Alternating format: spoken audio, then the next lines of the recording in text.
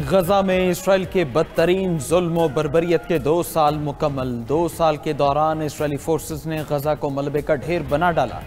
बमबारी करके 67,160 फलस्तीनियों की जान ली। 1,69,689 फलस्तीनियों को जख्मी किया।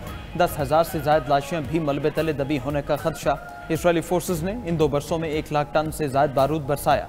अक्टूबर 2023 से गजा में 20,000 से ज्यादा बच्चे शहीद हो चुके हैं। शहदा में 1,000 से ज्यादा शीरखार बच्चे भी शामिल। गजा में 80% इमारतों को मलियामेट कर दिया गया। इसराइली हमलों के बाद गजा की 98% ज़रई ज़मीन भी बंजर हो गई। बमबारी से पानी और सीवरेज का 90% निज़ाम तबाह हो चुका है।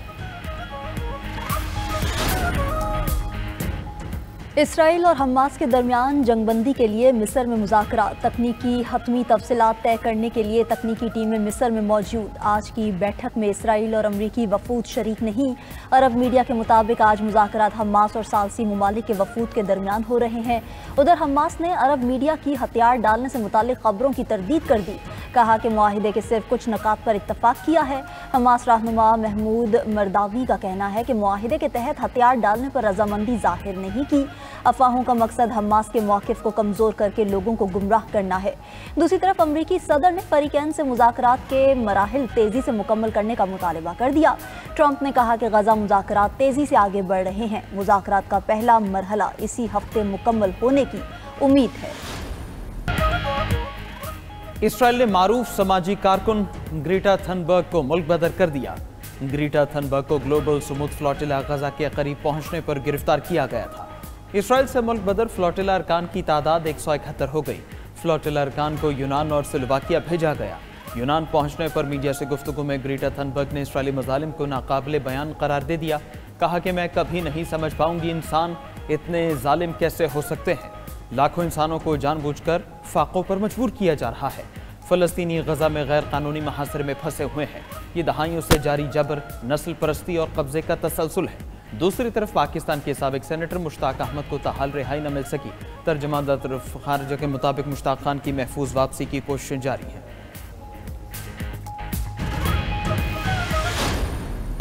सैलाब पर बयानबाजी से सियासत में तुग़यानी। पीपल्स पार्टी मरियम नवाज की मुआफ़ी के मुतालबे पर डट गई। वज़ीर आला पंजाब के बयानात पर पीपल्स पार्टी का सेनेट और कौमी असम्बली इजलासों से वॉकआउट। शहरी रहमान ने सेनेट में इजहार ख्याल करते हुए कहा कि पीपल्स पार्टी सैलाब मुतासरीन की मदद का कह रही है तो पंजाब हुकूमत बुरा मान गई। पंजाब हुकूमत सैलाब मुतासरीन की जिंदगियों से खेलना बंद करे।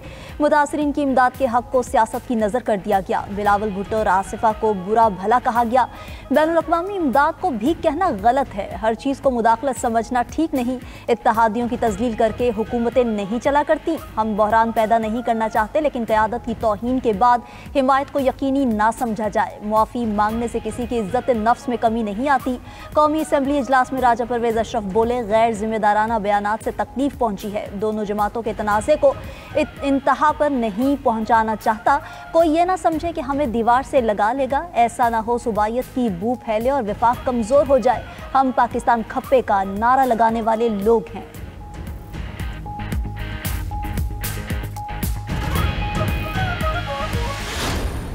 हम पीपल पार्टी की ये फ्रेंडली फायर को जो है ना वेलकम करते हैं। हम समझते हैं कि अगर ये संजीदा है तो आए, अदम इत्तेमाद पेश करें, हम इसके साथ दे देंगे अदम इत्तेमाद में। पीपल्स पार्टी वाले अगर संजीदा हैं तो अदम एतमाद पेश करें, हम साथ देंगे। रहनुमा PTI असद कैसर की पीपल्स पार्टी को साथ देने की पेशकश। कौमी असम्बली इजलास में इजहार ख्याल करते हुए कहा कि पीपल्स पार्टी के फ्रेंडली फायर का खैर मकदम करते हैं। सेनेट इजलास में इजहार ख्याल करते हुए सेनेटर अली जफर बोले, मुस्लिम लीग नून और पीपल्स पार्टी नूरा कुश्ती कर रहे हैं। दोनों जमातों का रद्दमल सिर्फ दिखावा है। ज्यादा से ज्यादा प्रेस कॉन्फ्रेंसेस करके पॉइंट स्कोरिंग हो रही है। दोनों पार्टियां ढिठाई से मुकाबला कर रही हैं। इन दोनों जमातों को ट्रॉफियां और तमगे चाहिए। मैं इनको झूठ, बेहिसी, नाअहली और लालच की ट्रॉफी देता हूं। सैलाब मुतासरीन की इमदाद में करप्शन हो रही है।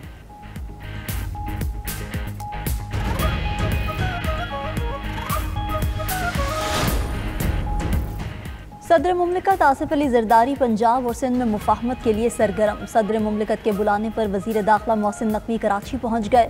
दोनों के दरमियान पंजाब और सिंध हुकूमतों में सियासी कशीदगी पर बातचीत हुई थी। वफाकी वजीर दाखिला मोहसिन नकवी की वजीर दाखिला सिंध ज़ियाउल हसन लंजार की रिहाइश का आमद। मोहसिन नकवी ने ज़ियाउल हसन लंजार से उनकी वालिदा के इंतकाल पर अफसोस का इजहार किया। दूसरी तरफ पीपल्स पार्टी का कानून साजी में हुकूमत की मदद न करने का फैसला। हुकूमत का कौमी असम्बली इजलास से पहले पीपल्स पार्टी से राबता, कानून साजी में मदद मांगी, लेकिन पीपल्स पार्टी ने कानून साजी में साथ देने से माजरत कर ली। स्पीकर चैम्बर में हुकूमत और पीपल्स पार्टी के दरमियान मुज़ाकरात बेनतीजा खत्म। वज़ीर आज़म के मुशीर राना सनाउल्लाह का कहना है कि वज़ीर आज़म वतन वापस आकर पीपल्स पार्टी के तहफ़्फ़ुज़ात पर बात करेंगे। पीपल्स पार्टी ने वज़ीर आला पंजाब की मुआफ़ी का कोई मुतालिबा नहीं किया। आसिफ जरदारी का मोहसिन नकवी को कराची में बुलाना खुशाइंद है। वज़ीर आज़म की मलेशिया से वापसी पर मामला तय हो जाएंगे। वज़ीर दिफा ख्वाजा आसिफ कहते हैं नून लीग और पीपल्स पार्टी को मोहसिन नकवी पर एतमाद है। पीपल्स पार्टी और मुस्लिम लीग नून मौजूदा सूरत हाल संभाल लेगी। वज़ीर आला पंजाब मरियम नवाज मुस्लिम लीग नून की मुस्तक़बिल की क़यादत है। सैलाब के दौरान ऐसी सूरत हाल पैदा हुई जिस पर तनकीद शुरू की गई। नवाज शरीफ का लंदन जाने का मंसूबा था, मगर अब वो वापस आ रहे हैं। असद कैसर पहले अपना घर दुरुस्त करें, हमारे घर को छोड़ दें।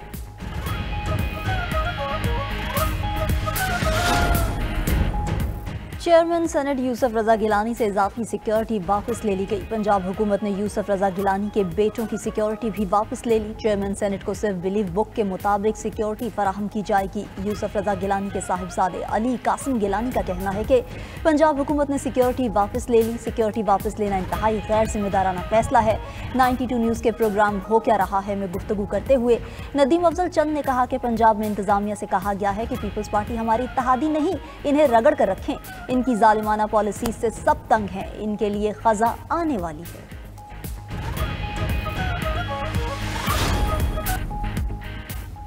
ब्लूमबर्ग ने पाकिस्तान को दूसरी उभरती हुई मईशत करार दे दिया। अमरीकी जरीदे ब्लूमबर्ग के मुताबिक दुनिया की उभरती मईशतों में पाकिस्तान से सिर्फ तुर्किया आगे है। पाकिस्तान डिफॉल्ट रिस्क में कमी के लिहाज से दुनिया में दूसरे नंबर पर आ गया। पाकिस्तान के दिवालिया होने के खदशात में खातिर खा कमी हुई है। पाकिस्तान ने 4 सहमाहियों में अपनी माली साख बेहतर कर ली। जून 2024 से सितंबर 2025 तक पाकिस्तान ने वो मुआशी कारकर्दगी दिखाई जो दुनिया की बड़ी उभरती मईशतें हासिल न कर सकी। आलमी सरमायाकारों का पाकिस्तान पर एतमाद बहाल हो रहा है। पाकिस्तान आलमी सरमायाकारों के लिए एक महफूज, पुरकशिश और मुनाफा बख्श मंजिल बन चुका है। वज़ीर आज़म शहबाज शरीफ का ब्लूमबर्ग रिपोर्ट का खैर मख्तम बयान में कहा कि पाकिस्तान की तरक्की का वादा पूरा होता नजर आ रहा है। अब ये तरक्की का सफ़र हरगिज़ नहीं रुकेगा। तोशाखाना 2 केस हतमी मराहिल में दाखिल। दौरान समाअत आखिरी गवाह मोहसिन हारून पर भी जिरा मुकम्मल हो गई। अडियाला जेल में कायम स्पेशल जज सेंट्रल शाहरुख अर्जुमन की अदालत में केस की समाअत हुई। बानी पीटीआई और उनकी अहलिया बुशरा बीबी की अदालत में पेशी। मुल्जिमान को सेक्शन 342 के तहत सवालनामे फराहम किए गए। अदालत की दोनों को आइंदा समाअत पर जवाब जमा कराने की हिदायत। केस की समाअत 8 अक्टूबर तक मुलतवी कर दी गई।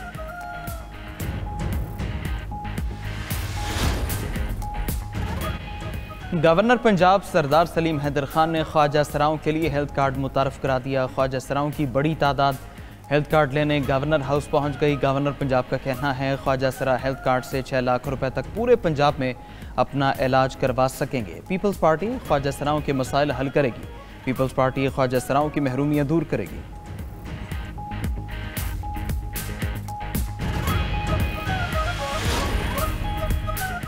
अमरीकी सदर डोनाल्ड ट्रंप के खिलाफ फैसला सुनाने वाली खातून जज के घर आग लग गई। जनूबी कैरोलिना की सर्किट कोर्ट जज डियान गिडास्टियन के घर में आतिशज़दगी।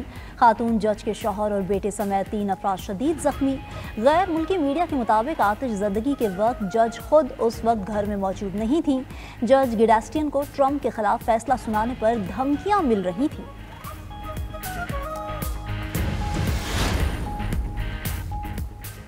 अमेरिका में हुकूमती शटडाउन का 6ठा दिन। कानून साजों में अखराजात बिल पर इत्तेफाक नहीं हो सका। अमेरिकी सदर ट्रंप फंडिंग बिल की नाकामी का जिम्मेदार डेमोक्रेट्स को करार दे रहे हैं। उधर फंडिंग की बंदिश के बायस लाखों खानदान बच्चों के लिए बुनियादी ग़िज़ाई अशिया से महरूम होने के खतरे से दो चार हैं। 2 साल में फ्रांस के 5 वज़राए आज़म ओहदों से फारिग। फ्रांस में सियासी बहरान शिद्दत इख्तियार कर गया। फ्रांस के नए वज़ीर आज़म सेबेस्टियन लिकोर्नो ने इस्तीफ़ा दे दिया।